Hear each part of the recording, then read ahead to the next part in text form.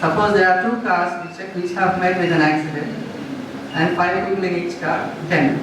But if two trains collide with each other, you might have seen in the news, right? Hundreds. Hundreds of lives will be lost. And whatever infrastructure that is damaged costs hundreds of crores. The damage that happens to a passenger train and the goods that will be lost when a goods train meets with an accident, that is in the order of hundreds of crores. No? So for this, there are some systems which will react if the driver is making a mistake. So the systems detect in advance what is the status of this signal and then send this information to the driver so that he can see on the monitor what signal he is going to get in advance. So if that is already green, he will proceed. If it is red, he has to start braking, right? Not all of a sudden when he comes close to the signal, but he should start braking in advance. For a car which is traveling about 100 kilometers per hour, how much distance you think is needed to stop? Roughly? Roughly.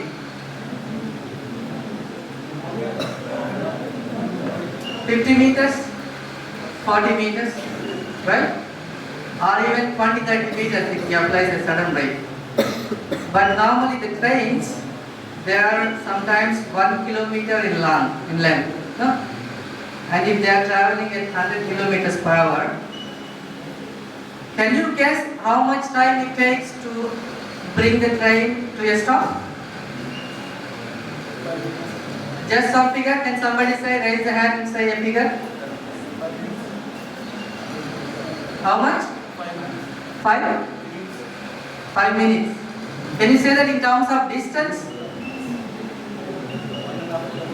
1.5 kilometers. And any other? That you are close. It takes 1.5 kilometers to stop a train which is traveling at 100 kilometers per hour. So you have to send this information in advance to the driver so that he starts braking. And if he doesn't, these systems that I work on, they give a warning to him that he is going to get a red signal and he has to stop.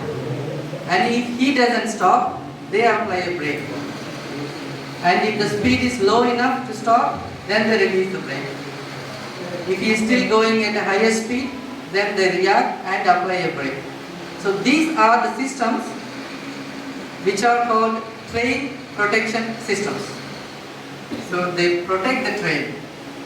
When a driver makes a mistake and if an accident might happen, these systems will intervene, warn the driver, and if he doesn't react, take control of the train and stop the train.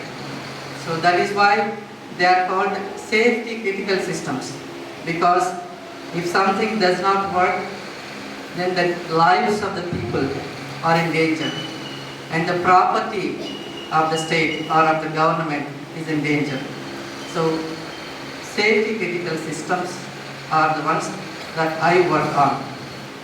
This has a little bit of relation to ECE, to EEE, to CSE, to IT, to cyber security, to mechanical, to everything.